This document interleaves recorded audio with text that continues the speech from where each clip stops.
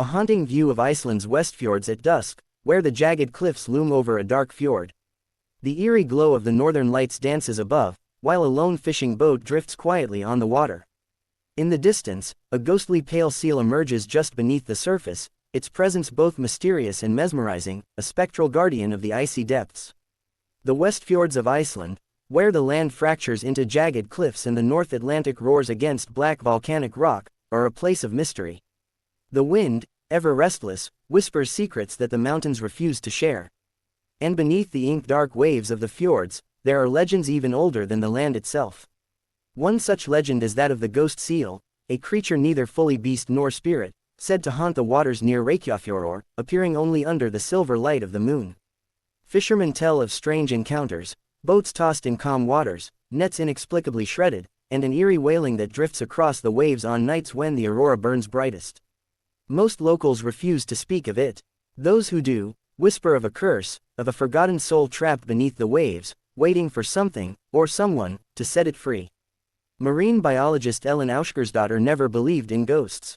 She had spent her life chasing facts, not folklore. But when she arrived in the Westfjords to study the declining harbor seal population, she found herself drawn into a mystery far older, and far darker, than she ever imagined. Arrival in the Westfjords. The ferry lurched as it approached the tiny village of Reykjavik, sending a spray of cold seawater over the bow. Ellen pulled her coat tighter around her shoulders, her breath visible in the frigid air. Reykjavik was barely more than a scattering of houses perched on the edge of the fjord, their windows glowing warmly against the endless winter dusk. It was isolated, even by Icelandic standards, a place where the past still clung to the present, where stories lingered long after those who had told them were gone. As she disembarked, the dock creaked beneath her boots. A tall, broad-shouldered man with weathered features and a thick knit sweater waited for her. Ellen Ásgeirsdóttir, she nodded, shifting her backpack higher on her shoulders.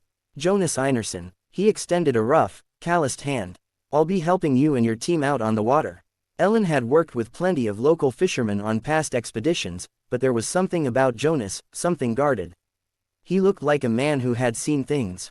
As they walked toward the guesthouse where she'd be staying, Ellen couldn't help but notice the way the villagers watched her from behind frost-covered windows. The first sightings. Ellen arrives in the isolated village of Reykjavik, where she meets Jonas. The cold air carries whispers of the legend she came to investigate. 2 nights after she arrived, the first incident happened.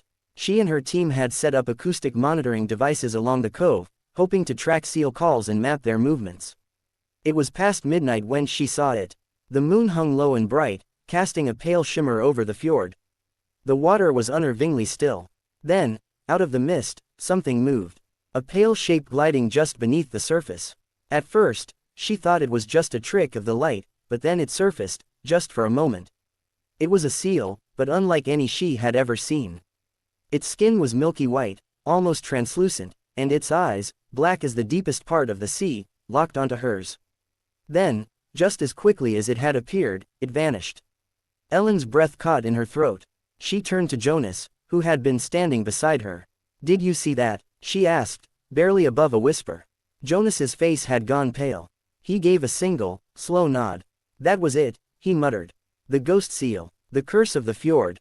The next morning, Ellen tried to ask the villagers about the ghost seal. Most of them refused to speak of it. Some turned away the moment she brought it up. Others muttered about bad luck and told her to leave it alone. But an old woman, Asa Bjornsdóttir, one of the oldest villagers, finally relented. She sat by the fire in her small, cluttered home, her hands wrapped around a cup of strong black coffee. "It is not a seal, child," she said at last. "It is a soul. A long time ago, before the land was fully settled, there was a chieftain, a powerful man who commanded both men and the sea. But power comes at a price. Desperate to hold on to his dominion, the chieftain had turned to dark magic, a ritual requiring the ultimate sacrifice. He had taken his own son and cast him into the depths, binding his soul to the sea, ensuring that the fjord would never rise against him. But curses never stay buried. The son did not drown. He changed. He became something else, a creature caught between 2 worlds, neither fully alive nor fully dead. A seal in shape, but human in soul. And he was still waiting. Into the depths. Under the pale moonlight, Ellen encounters the spectral seal for the first time, its dark eyes filled with an eerie, silent plea. Determined to uncover the truth, Ellen took a small boat out alone at dusk, tracking the ghost seal's movements.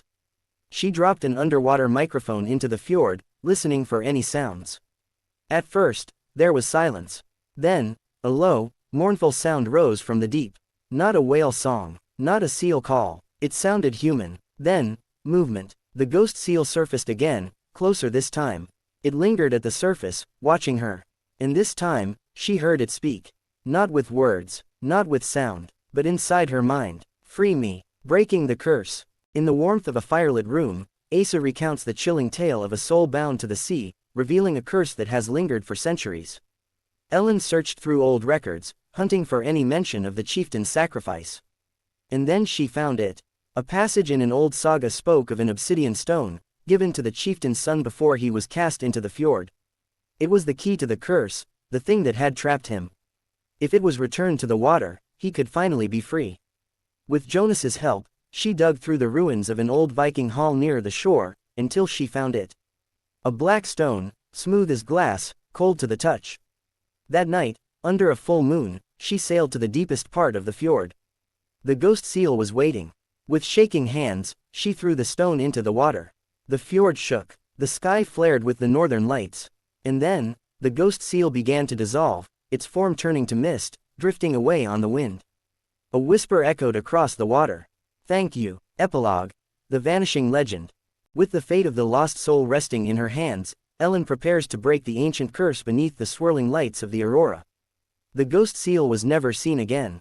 The villagers of Reykjafjord said that the fjord felt different, as if something long troubled had finally been laid to rest.